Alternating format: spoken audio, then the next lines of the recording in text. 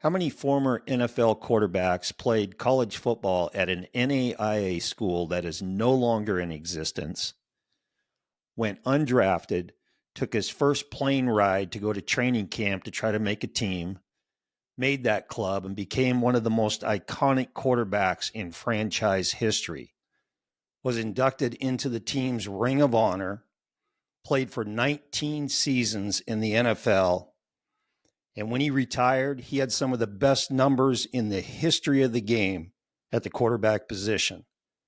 Dave Krieg did just that. And when you have the conversation about quarterbacks that maybe should be in the Hall of Fame, his name is in that conversation every single time.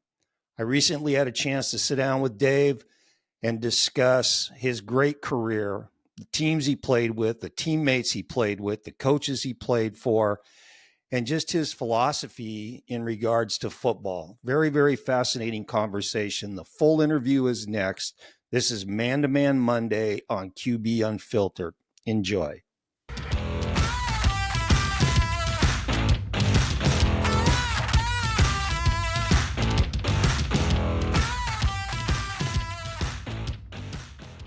So I'm going to start off with this, and this is maybe the most amazing part of your NFL career. Kurt Warner gets highly publicized, and he gets a movie made about him and his unlikely climb from 1AA to the NFL. But your story, I think, is more amazing. Going to NAIA Milton College. And I got to say it. Tiny Milton College. I know you need that. or defunct. That's what they said. No longer exists. No scholarships. You started out as the 17th quarterback, made it up to starter, free agent in the NFL to starter, to a 19-year career, and career numbers in multiple categories that rank as some of the best in history. How do you fly under the radar with those numbers like that? What's your thoughts on that?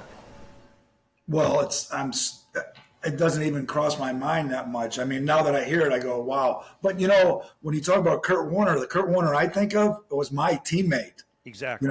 He was raised by his grandparents in West Virginia, not his mom and dad, his grandparents. They had an outhouse till he was in 8th grade. Then somebody noticed him. He goes to Penn State, and he's behind some people. And then I asked him about this just recently because I said, I can't even imagine what it's like to go to Penn State as a freshman. I said, when I was a freshman at Milton, we only had 50 guys on the team. You got this whole big stadium. He goes, I just took the ball and I ran. And that's the story. And both of his boys, Christian and Austin, have autism. They're in their 30s now. Can you imagine being a parent? You got to watch these kids all the time, and he has help and all that stuff, but he could use some more help, that's for sure. But the other Kurt Warner story, I do kid him once in a while. I've seen him. And I said, well, let's see, you were a bag boy at a grocery store. I said, when I was growing up, I shoveled manure, I baled hay, peed on an electric fence like any other farm kid would. Then I moved up a little bit. And I was cleaning the toilets out at the mobile gas station and changing tires and pumping gas. Then I moved up to Roto-Rooter, number 1 in the number 2 business.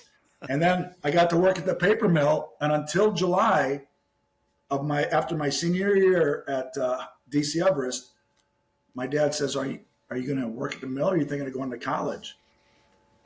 So then I called Rudy, and I went down there for a visit, and he said, "Well, we got one sophomore coming back, and then everybody else, the tight ends, the linebackers, all these guys wanted to play quarterback." So that's how I got there.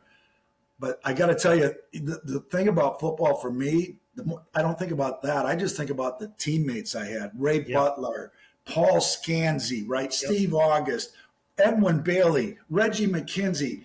I would have never met these guys had it not been for that. And I think what happens on podcasts too is they forget to talk about the linemen, the offensive and defensive linemen. Like a guy like Joe Nash, a free agent who played in the NFL for 12, 13 years, made a Pro Bowl from Boston College. He wasn't drafted either. So right. I look at the records, and that's mostly it's like all about me, whereas there wouldn't be a me if we didn't do all that. You know what I'm saying? Exactly. Somebody had to make these catches and get hit and all that. So when I think about how lucky I was, and you've been at small colleges, like there's no chance in heck that hardly any of these kids are going to make it. And then Yep. this one kid from the smallest college ever existed makes it. It's crazy.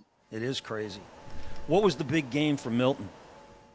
Well, there was two. Lakeland would be a rivalry, and then Eureka.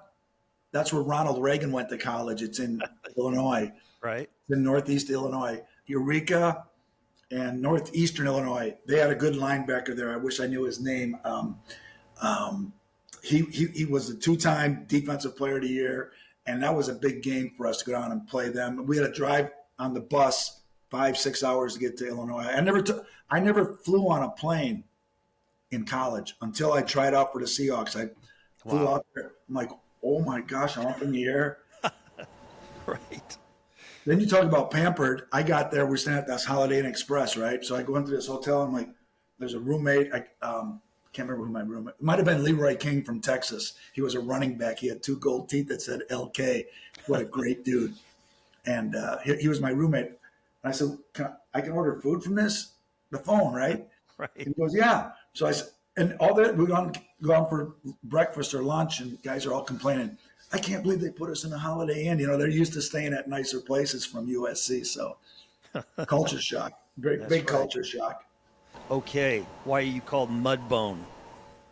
Byron Walker, they had nicknames. I mean, that was the thing in 1980. I'm like, you guys, we should be spending more time on football plays than nicknames, you know. So they gave out nicknames. Yoda got it because he's smart and all this. Magic, Sam McCullum, and went with his name. Byron Walker came up with it from a guy from a Richard Pryor album. It was a guy named Mudbone. When I first met Mudbone, he was in Tupelo, Mississippi, and that's what Byron thought I reminded him of that or something. I have no idea. Okay. I'm not a big fan of that. Okay. What was your favorite stadium to play in? Ooh. Jack Murphy, because of the grass and the conditions always seemed perfect down in San Diego. That was just unbelievable field. The rest of them, I just love playing in all of them. I can't. I mean, Lambeau Field would be the best one, obviously, because, I mean, can you imagine? Remember I showed you that thing about Vince Lombardi? Right. Yeah. So the way I got into football, we were watching black and white TV, and my dad, like any other, come on, Stark, oh, dang it, yelling at Bart Starr on the TV, like, that's going to help. But that's what he did. But I was watching it going, how did he know he's going to be there? You know? So I learned about anticipation and throwing to Boyd Dollar and Max McGee and Paul Horning. Yep. So that's how I got indoctrinated into football, was just watching it on TV. Yeah. I grew up with the Packers too. So I that other podcast that you did that I watched you on, you were talking about leaping over your couch in the living room. Oh, yeah. You know what you might have saw me on was the guy from ESPN, John Anderson. No, it was some young kid out in your backyard. Oh, yeah. But we used to do that. Like, I'm sitting on this couch, and I'd make my brothers get down on their knees and then jump over them like it's 4th and 1. We used to do that. Then we play tackle football in the hallway, and there was only like the size of a telephone booth. So there was a lot of hitting going on and trying to score because we're very competitive. I mean, we did so much stuff, but I used to watch that football. Then I'd get the neighbor kids. If one of my neighbors had 3 or 4 brothers, that's even better because that's less kids you have to get. You had to get about 10 so you could have 5-on-5. So I had to be marketing at a young age. Hey, can Johnny come over? Can Ron, Paul, and Steve come over? And then can Bruce come over? And can Kevin and Brian and Jeff come over? Pretty soon you got 10 guys. I would take the little guys. And then I would make believe I was Bart Starr and the other team. I didn't care what they did. And I'm throwing passes. And I was visualizing playing quarterback. I knew that's what I wanted to do when I was like 5, 6, 7. I didn't really tell people. Yeah. I mean, I went to high school. I wasn't even all conference, you know. And yeah. So, but that's where I grew for loving football, and I still love football to this day. My dad took me to Kezar Stadium in '67 to watch Green Bay and San Francisco. John Brody. Wow. Unbelievable. Kezar Stadium, and then he took me down to Haight-Ashbury just to show me. Freak me out. Good for you. Good for you. There was a lot of good music came out of there. Yeah. Everything came out of there. Jeez. Coach, nice place to visit. Yeah, But you want exactly. me to live there. Yeah, I couldn't believe that. Kezar Stadium during the game, like 1,000 seagulls circling around, Yep. shitting all over Yep. everything. It was unbelievable. We played a Candlestick right next to it. I mean, that was kind of a windy place. I don't know how Joe did that. Joe and I were roommates. Yeah. And I always said to him, I said, well, it would be hard to really screw up if you got Jerry Rice and Roger Craig and John Taylor and Brent Jones and Ronnie Lott and all them guys, you know. What was your dynamic like with Joe on It Kansas was, City? well, so you have to remember, so when I left Seattle, Tom Flores come up there. I got put on Plan B. And Kansas City wanted me right away. I'm like, wow. Well, because, you know, a couple of years before that, we threw that pass, came from behind to Paul Scanzi, and we won the Yep. game. Yep. So I get there the first year I'm there in 92, and I play every down. So the next year I'm getting used to their system. And the next year they start a new system, and they bring in Paul Hackett, who ran the West Coast offense with Joe and Bill Walsh. So he comes in there, offensive coordinator, and I'm like, I don't think too much of it. February, I've never done this before. I was doing 3-step drops, going from here to there like I was a freshman in high school, right? Everything. He was filming my drops. I'm 35 years old. So I'm doing that 3-step drop. January, February, March, I'm taking tests. Right when minicamp comes, oh, we got Joe Montana. Dave, we don't need you now. You're going to be the backup. I'm like, you got to be kidding me. So Joe takes me out to Hallmark. You know, we had a nice house out there. And he goes, hey, we played golf. He goes, hey, it's got to be kind of strange, you know. I said, listen, I get it. You're Joe Montana. I totally get it. I'm going to be a great teammate. And it worked out great. Awesome. We were roommates. He's such a good dude. And you can tell when he understood that offense so good. He ran it like a guy conducting an orchestra. It was just very smooth. There was no panic, no frantic. It was very, very impressive. He's the smoothest quarterback I've ever seen with his drop, and just so smooth. It's like a dancer with his drop, his feet. Right. His feet, his footwork. He was a very good basketball player in Pennsylvania.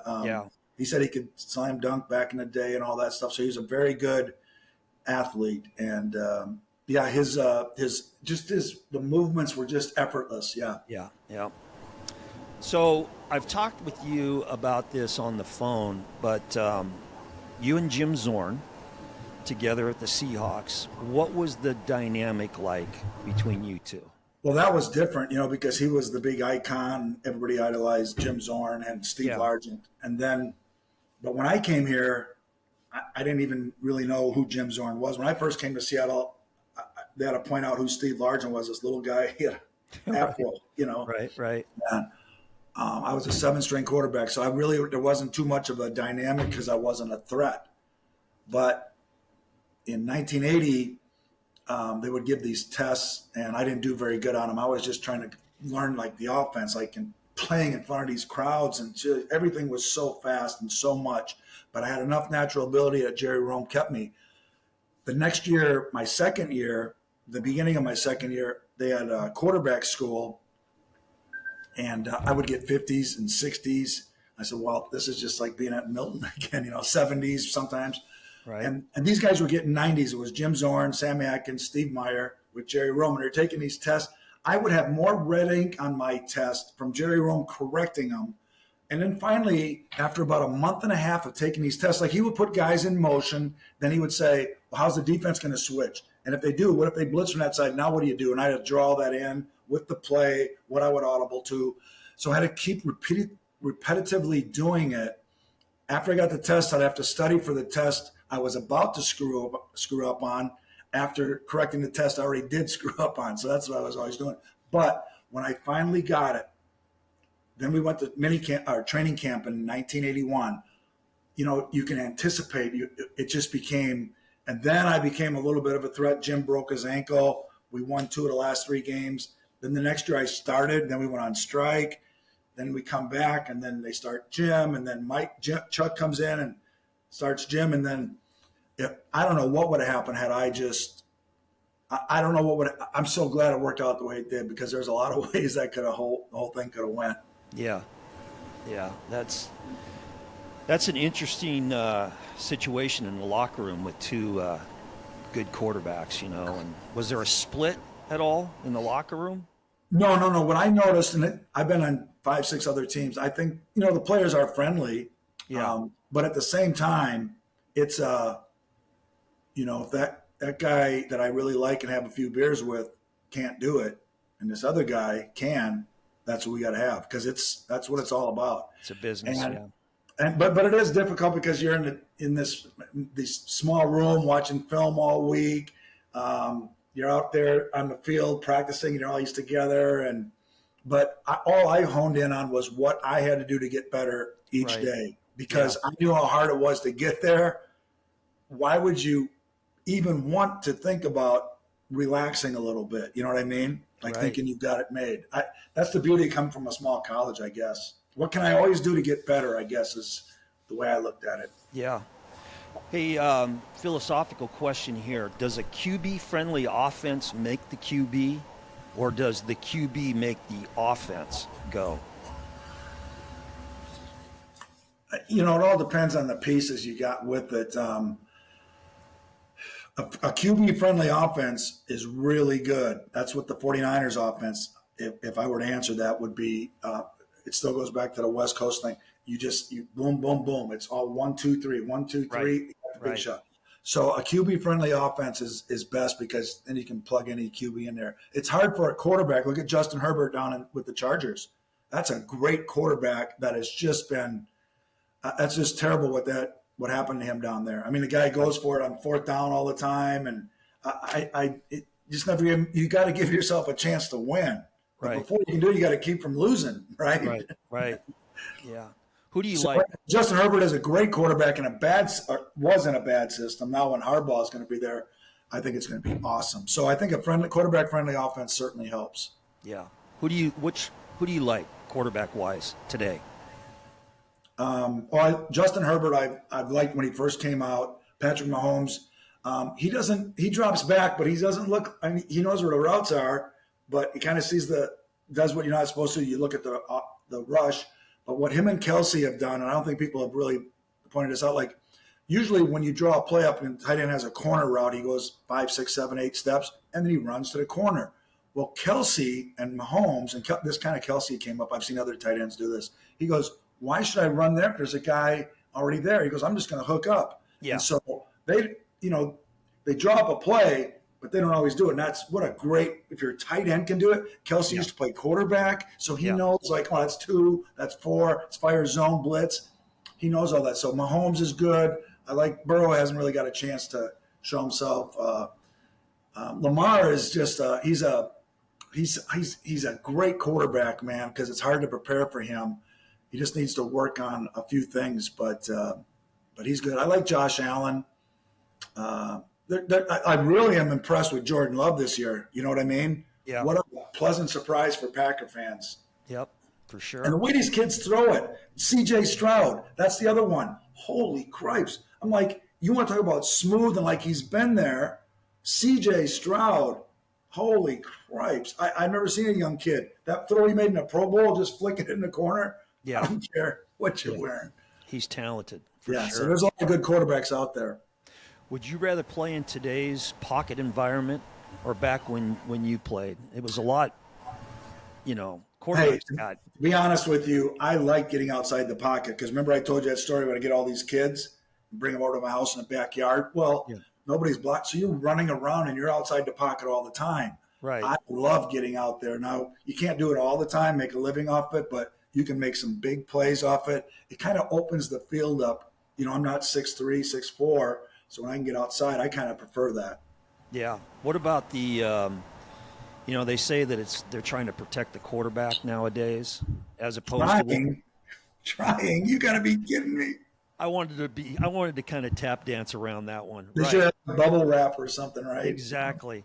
So would you rather play in today's bubble wrap or back when you used to get ear-holed? I get the easy answer for that. I mean, I did a interview. I think it was with Steve Rabel earlier, and he said talking about injuries. I said I think I separated my shoulder down in We were down in Jack Murphy in San Diego. And he goes, oh, yeah, that was Lee Williams. He goes, you completed the pass to Ray Butler, and then he drove you into the ground in the dirt. Yeah. And so that's way different than what it is nowadays. I mean, today, if you can stand back there, you should be completing 65% of your passes. That's what I'm saying. But I'll tell you what, Brock Purdy in these last couple of playoff games, to bring a team down from 7 down and then 17 down in that championship game, and stand in there and take those hits. And they all say, well, I'm like, why can't I don't understand why they go, well, he's Mr. Irrelevant. Like, it doesn't matter. The players on the field know. And I just, and he's from Arizona here. That doesn't mean anything, but I just like the way he goes about his business. I like that he played 4 years at Iowa State. He was a great athlete, and quarterbacks come in all shapes and sizes. That's what I'd like to say, I guess. The thing about him that struck me in this last game was his expression and demeanor did not change the entire game, and his teammates have got to just feed off of that. There was no panic. There was no. Well, I saw George Kittle talking to him before halftime, and they're down by 17. He goes, George Kittle, typical funny tight ends. They don't have any pressure on him. He goes, boy, I can't wait till after the game when I can tell everybody about this big comeback you led. And he was talking to Brock Purdy, and Brock Purdy was like just looking at him like, oh, okay. I think one thing I noticed about Brock Purdy, George Kittle was trying to make fun, and Brock was like, yeah, you think I'm going to lead a 17-point comeback? You already know that. We don't have to go out and do it. But I really gave him a lot of credit. But he's very I think there's a big help to him is faith-oriented. He's very faith-based. He reads the Bible a lot. And I think, you talking earlier about Copenhagen and going out to bars. If you can alleviate that out of your lifestyle when you're a quarterback, it makes it a lot easier. So that's another thing that's way different than it used to be too. But good for him for that too. If you got something that's even bigger than you, that helps you play better and everybody play harder when it's bigger than you. The team could be your higher power, whatever it is. Yeah. Hey, when you played, did you ever employ any tactics to help you with grip on the ball? No, but I'll tell you a story, and I can tell it now. And I don't care if John Elway hears this or not. We'd go up to Denver. We used to be up Mile High, and sometimes that ball would slip out of my hand, and then people would say stuff. Years later, he said, well, because the footballs would come in from the home team, they would put stuff on it. I don't know if it was Vaseline or something. And plus, so, no, I never did anything. I did hear about that thing about Brady with the deflating the ball. Now, that would help to give you a better grip. For I don't know if it would make the ball go further, but it does give you a little bit better grip. Yeah. Did you ever adjust, modify your shoulder pads to help you throw flexibility-wise? No. Cut any straps I'll tell you what. I forgot to tell you this. Like in '82, we were on strike, and I played the second game, and we're in the Houston Astrodome. That's how long ago it was. I threw this pass, and this defensive lineman's hand came like this. Now my thumb's over here. So I dislocated. It's called a chip avulsion. The bone, the tendon came off the bone. It tore it so violently. Yeah. So we were on strike for 7-8 weeks. I go back to Wisconsin. Thumb's okay. Go down to New Orleans. Same thing. Well, no. Then I fall over somebody. I break the same thumb. 1987, 88. Like, I've had 2 broken thumbs. I got this other finger's crooked as heck. And I was trying to modify my hand, not modify the grip on the ball. It was just. Damn. You played for Buddy Ryan, correct? Yep. Best Buddy Ryan story. I don't have many good Buddy Ryan stories, really. It was tough. He was a good man, good guy, but most of the stuff is, true. He was very lean toward the defense. He didn't really even come to the offense and all that stuff. So I'd say though, the best stories I got are the way that he has this connection with his players. But at the same time, like I said, to make a great coach, you have to have great players. He was in Philadelphia with who? Reggie White, Clyde Simmons, the other kid that came up from Miami, then he died in that car accident. I can't remember his name, but gosh, he was good. Jerome Brown. Yeah, Jerome Brown. Yeah, was one of Reggie's, great friends. Yeah. And then Seth Joyner was there. So he had great defense in Philadelphia. Then he goes to Chicago, right? I don't know which way it went. Chicago first, but Yeah. he had 3 or 4 Hall of Famers there. And Mike Singletary, when they did that special on Buddy, it showed the connection he had with his players. And I think that really speaks highly of the type of man he was. I don't know about a head coach, but he was a great man. And I always love it when I can see that other players, that person meant something to him. So that's what I say about being a coach. It doesn't ever go away as a player. You always respect what a coach did for you. Marty Schottenheimer. Great. Oh, my gosh. What a detailed. He would have a binder for special teams meetings. He'd sit in there with his brother and go over it. He paid attention to detail. Chuck Knox would say it, but Marty Schottenheimer lived it because Marty was a linebacker when he played in the NFL. And he was just an average linebacker, and he's playing special teams. So he knew about that. His brother Kurt was in there. We had Herman Edwards. Jimmy Ray was there. Oh, my gosh, that was such a good group. I never felt like I was in, I don't want to say the Army, but, man, we had the big shed down there outside of Arrowhead, and the players would always – we'd come out and practice. It would be 20 below wind chill, and they'd say, I wonder what we got that barn for, because Marty didn't want him to go out there. He wanted us to hit. Right. But he was such a great coach, a great motivator. He really loved and cared for his players. If you talk to Neil Smith, you talk to Derek, you talk to Percy Snow, you talk to Albert Lewis. I mean, there's so many guys, Kevin Ross, that would say that Marty Schottenheimer, I mean, he really cared for his players, and it really helps that he played the game. What was the most difficult throw for you to make? Oh, I don't know why. I mean, I should have spoke up right away. So if you have a sight adjustment, in other words, a guy blitzes, the receiver breaks off his route. If he's supposed to run a 12-yard route or an 18-yard route, oh my gosh, the guy blitzed, I'm going to run a sight adjustment. I'm going to change the route. So the hardest route for me to throw was a quick out. The receiver go 1, 2, 3 and break out, and you just go 1, 2 and throw it. Right. Especially if you have to throw it to your left. Although the good thing about your left is you can get more torque on it, but you can't see exactly if the corner's playing off. This happened to me in the AFC Championship game. They knew if they blitzed that we were going to throw a quick out, so we had to change it the next year. But it made me look like a dummy. The guy blitzed, Lester Hayes steps in front of the route. Yeah, I threw it behind Largent, but it wouldn't have mattered. Thank God Cullen Bryant ran him down. Yeah. And we only got a field goal out of it.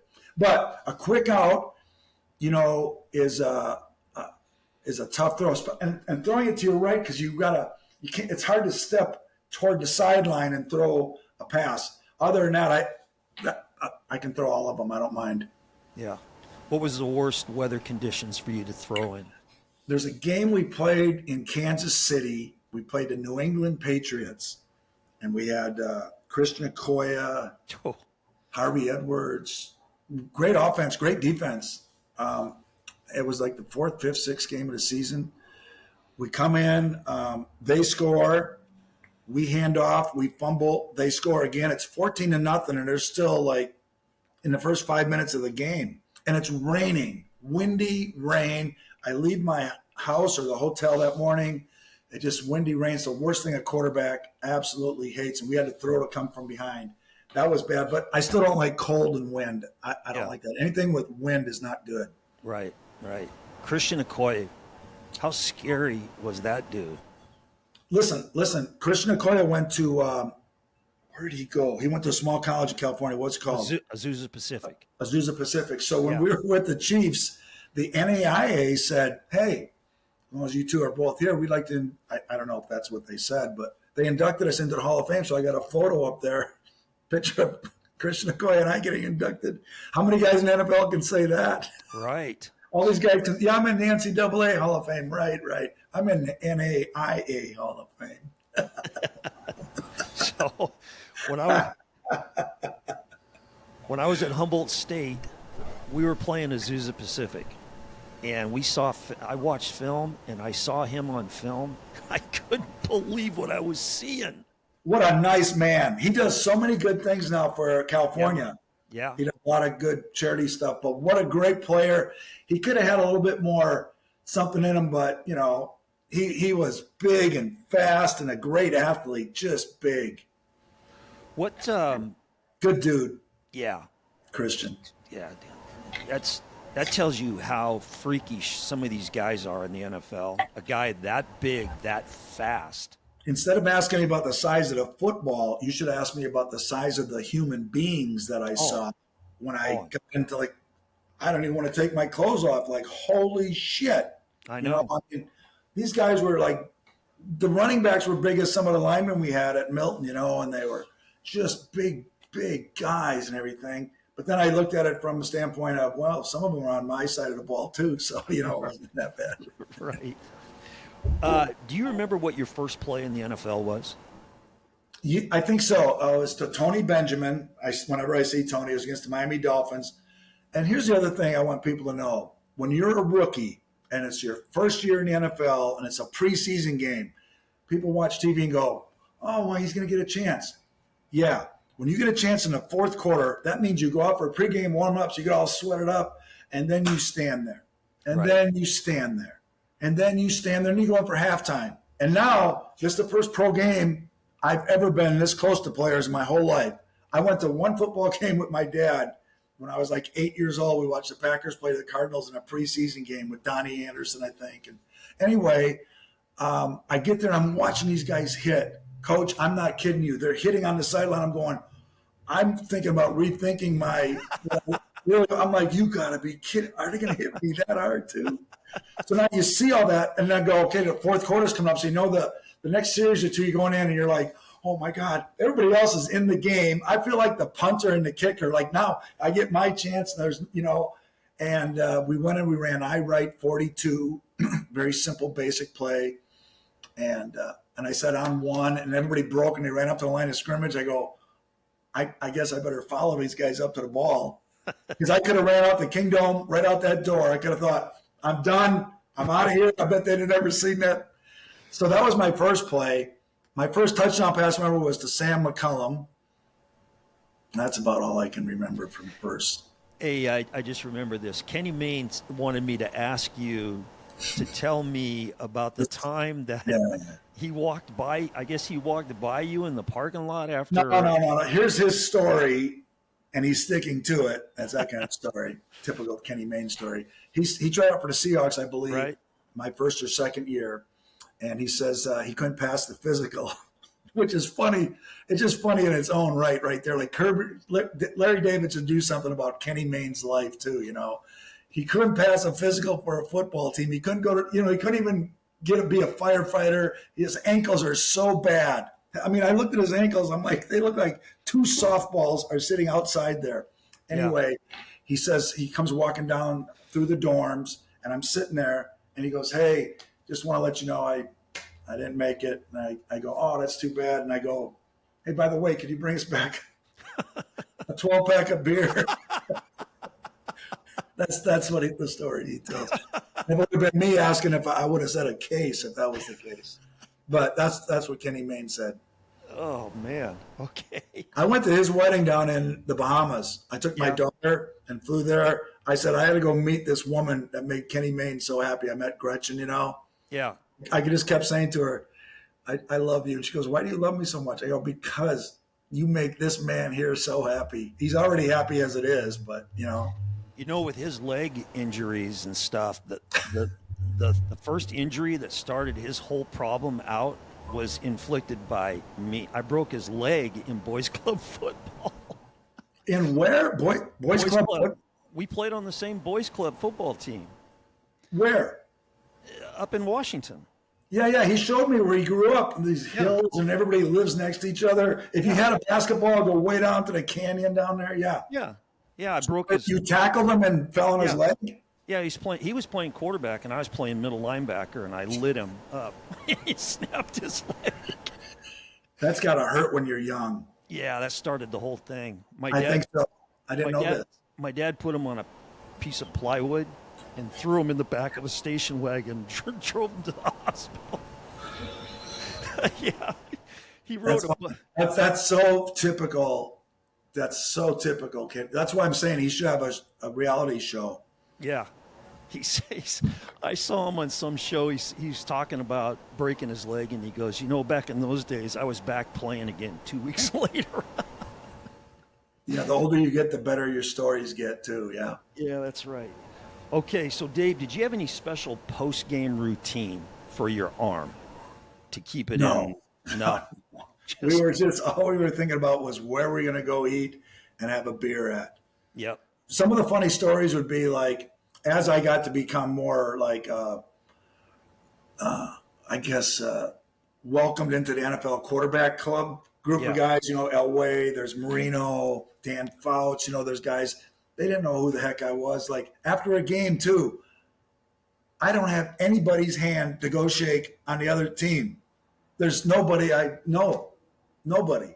So as I got to be known though a little bit, the quarterbacks would come and play, just be a few of them.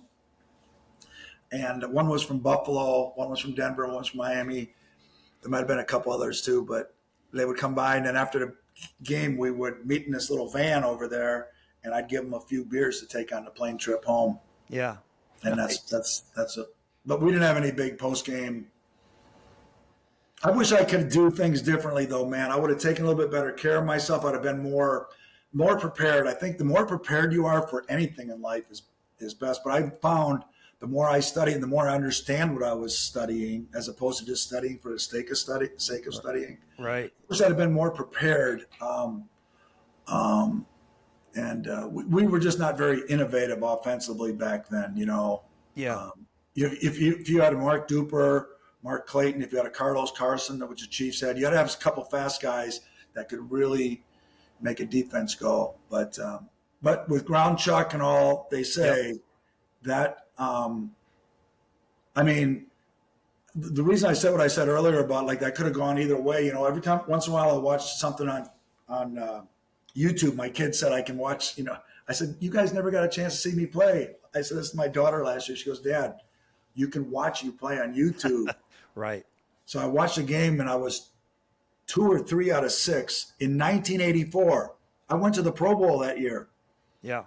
We were 4-1 and I was watching it and I did. I went to the end of the game because I thought this is terrible. Howie Long, Greg Townsend, they're just mashing us up. We can't gain a yard. I can't complete a pass. I'm 2 out of 6 for 36 yards at halftime. Yeah. 2 out of 6 for 36 yards at halftime. I'm just watching that going, I made it to the Pro Bowl, but my God. That's why I say when you're in a season, then they put Jim in. It was only 28-14 in the fourth quarter. Then he threw an interception. So that, that kind of helped me a little bit. But we got beat. So this game's going to be like that throughout a season. And I think if you're able, people always say, we got adversity. Adversity comes in different forms and fashions. Right. I was never prepared coming from Milton. We never saw anything that said Dave Krieg leads Wildcats. We didn't have a paper. It was in Janesville. We weren't even in that town. Right. So we didn't see papers. We didn't, we could read something once in a while. There was no sports TV to watch that's showing Milton highlights, right? Right. So it was all new to me in dealing with reporters, and it was just different. I'm just telling you that sometimes I watch and I go, God, did I suck? What the hell? I watch and I go, I just wish I could have said to myself back then, just dump it off. Don't try to always make a play, right? Right. I was still in my backyard. I don't think that leaves you. And you gotta have good coaches around you to coach that out of you. When I got to Detroit, you want to talk about getting into a brand new car. I mean, you've been driving a clunker for years. And when I went to Detroit, they had Herman Edwards, Brett Perriman, Johnny Morton, Ronnie Hall. God, there's another tight end. He was really good. Then, of course, you got Barry Sanders, right? Eric Lynch. You got a good defense, Chris Spielman. Yeah. Willie Big Play Clay. And that was a great offense because you had Herman Moore could catch everything. He was 6'4", caught everything with his hands. He could be in the Hall of Fame as far as I'm concerned too. That was a place I wish I'd have stayed at. Who was the OC? So listen to this. Dave Levy and a guy named Tom Moore.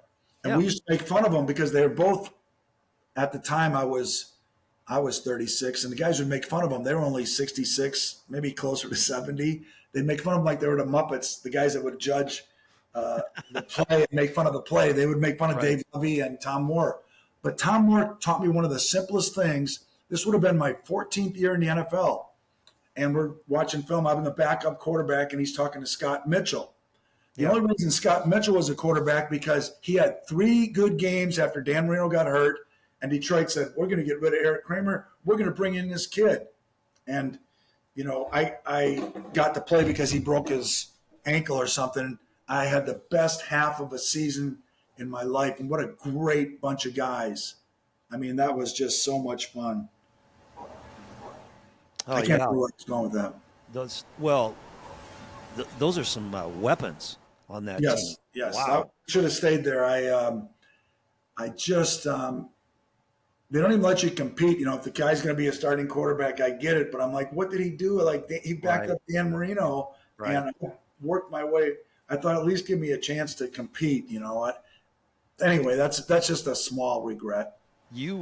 That was a hell of an era for quarterbacks. Who was the best QB that you saw? As far as I was concerned, I got to see him more than anybody. Was John Elway. Yeah. Oh, by far. Now, the only thing about John, I said, John, if you're so dang good, why do you got to have so many fourth quarter comebacks? Why don't you do this in the beginning of the game? I make fun of him a little bit. But what a talented man. We were in Seattle, and I don't know how we got to become friends. And his wife at the time, she was from Whidbey Island, and he came into town, and he goes, hey, what are you guys doing? It was right after the season ended. It was after January, after the playoffs. Might have been late January, February. And the guys would go up to Kirkland. There was a Kirkland place where we go play basketball. If you ever want to see pro athletes compete, watch the offense and defense. They could be all on different teams. Doesn't matter. If you're going to 7 or if you're going to 11, it's a dogfight all the way to a 7 and 11 because they're all bad and they all want to win. And John Elway comes into town. And I said, well, we went out that night. I said, hey, guys are playing basketball at 11. Okay. I told him to bring his shorts and his shoes. And he came down and played basketball with us. I thought that was the coolest thing. Jacob Green, Kenny Easley, Eugene Robinson, quarterback from the other team, John Elway. You guys know who this is, right? And they're just playing basketball. I thought that's what I love doing my whole life. If I could do that my whole life, just go to gyms, play pickleball with guys that I used to play with. I should start something like that. There you go. NFL alumni pickleball league. There you go. And have somebody pay for our flights so we can go see each other. Could Elway hoop? Yes, but he wasn't that great. He was very strong, big legs, big ass, big legs, like a hockey player. Yeah. So he was strong that way. I remember we went to Japan. We played them guys. We played the Broncos in a preseason game. Like, why would you play somebody from your own division in a preseason game in Japan? We went over there, short beds and all that. It was cool to play in the Tokyo Dome, and that was neat. Like, holy crap, I got to do that. But I remember John, I said, hey, you want to meet? He goes, oh, I got to go lift weights. I was watching him. He's squatting way more than I've ever seen anybody do. Like, he was just, and that was his 1988, I think it was. Yeah. Dude, he worked really hard. That's the other thing. We didn't have a really good strength and conditioning program in Seattle compared to what they have nowadays. Nutrition, right? Just stuff for quarterbacks, different types of things to strengthen your arm. Now, you guys had training camp in Cheney, correct? Yep. What did you do for entertainment in training? We went to Showalter's. What's that? It's a bar. And you only had a certain amount of time right down in Cheney. Yeah. And the coaches had a nicer bar where they served mixed drinks. We didn't, they just served beer at the bar we were at. Yeah. And that's where we had our rookie show. But man, when I went out there, I was like, well, first I was at minicamp at Seattle. We were down there by Lake Washington. I'd never seen grass ever in my whole life that looked that good. Next to water, you could see a bridge. Like, how can you guys even practice here? It's way too good looking. You got to go practice somewhere where people can't get sidetracked. It was the best. I couldn't even believe it. Then we went to Cheney, and there was nothing but football, just wheat fields and the green was where the football field was. And I thought, I could stay here forever. All the other guys are complaining, oh, we got to drive 5 hours. I didn't care. I never was. I didn't even live in Seattle yet, Right. But by the way, that's why coaches have training camp and they have 2 practices, or they used to. If they could have 3, they would have, because it keeps you from going out at night, and then that's where you get in trouble. And that's the other thing I had to navigate too. Now you're out there, you have to know what your own compass is and which direction you're supposed to be going, but you want to be friendly to everybody else and be a people pleaser a little bit. As a quarterback, that's a natural thing, and you start going, so you got to be careful where you're going. You have to have guardrails. Yep. Hey, did you ever have any post-practice competitions with the other quarterbacks? Oh, yeah. We had one dumb one with Jim and I. We would throw the ball and see who could catch it with one hand. Yep.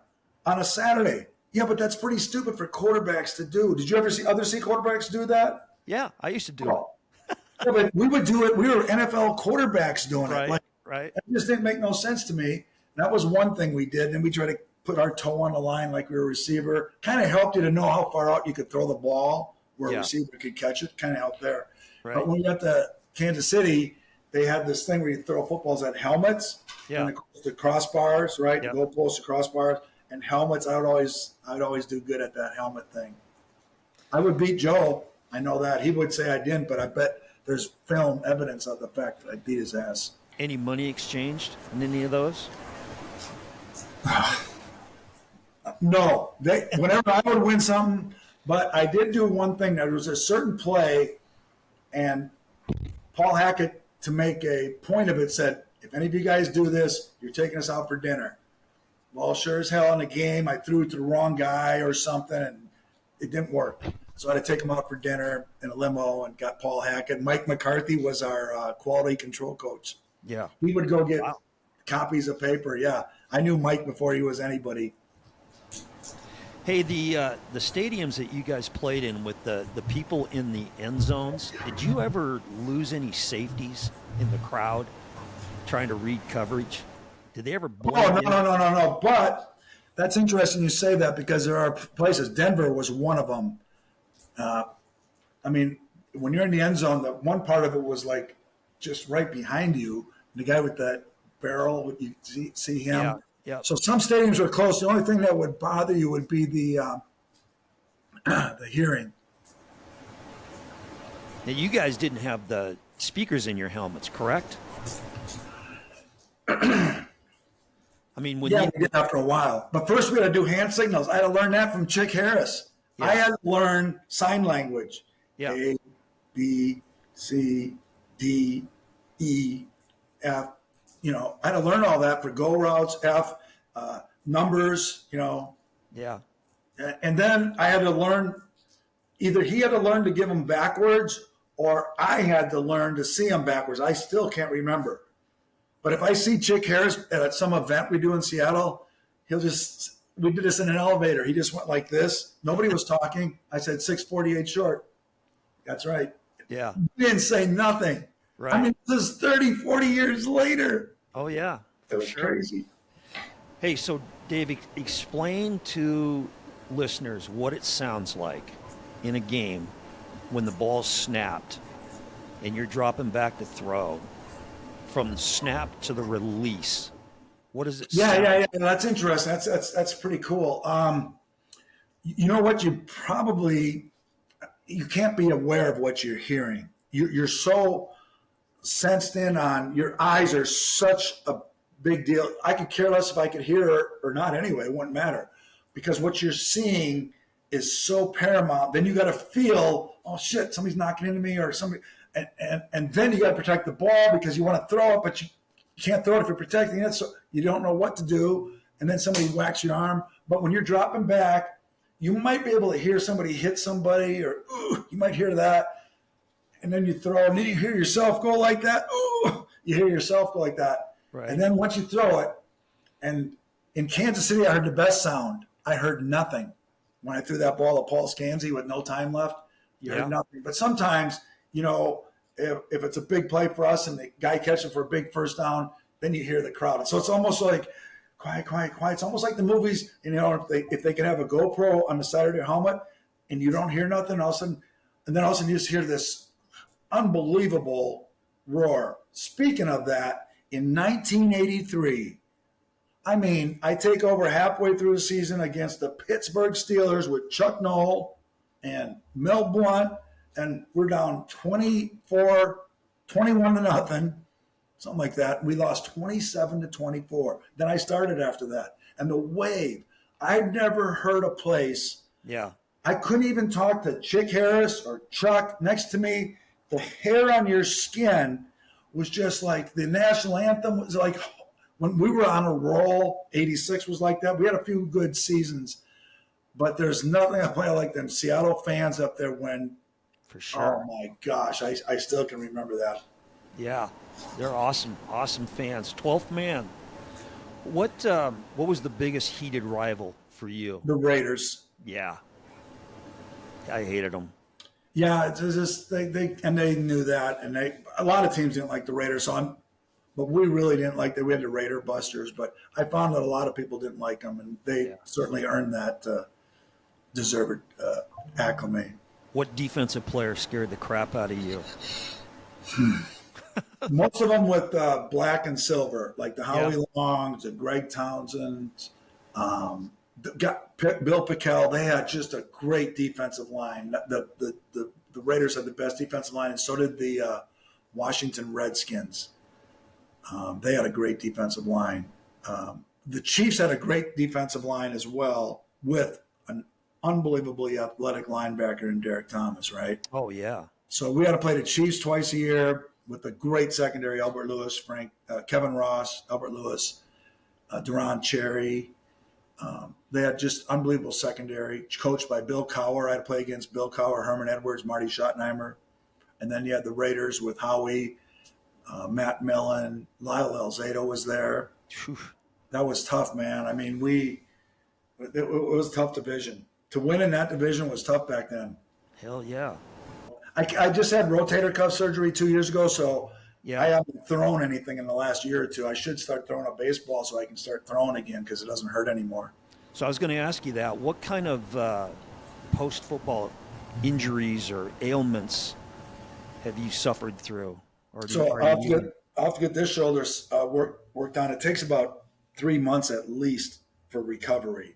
So I'm going to wait till after I come back from deer hunting in Wisconsin, come back here in December, have it done December, hopefully be done physical therapy March.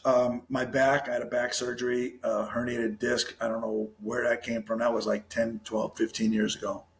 Other than that, not too bad. I mean, things ache and all that, but like I said, I stay busy. I go to the Y. I keep working out as much as I can. I hate doing it, but yeah, I do something.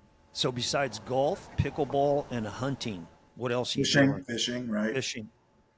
Yeah, I'm not a big fixer of stuff. I could build cabinets and all that, but I'm not the kind to sit there and take my time to build one thing out. I can just go buy it. I never was one of those guys. So, and what are my other hobbies? That's about it. I mean, keeping track of my kids, see how they're doing. Yeah. Well, that's about it, Dave. This has been great, and I'm glad we got this all figured out. This is well done. Yeah, This well is done. This is a good show. Thank you very much for having me.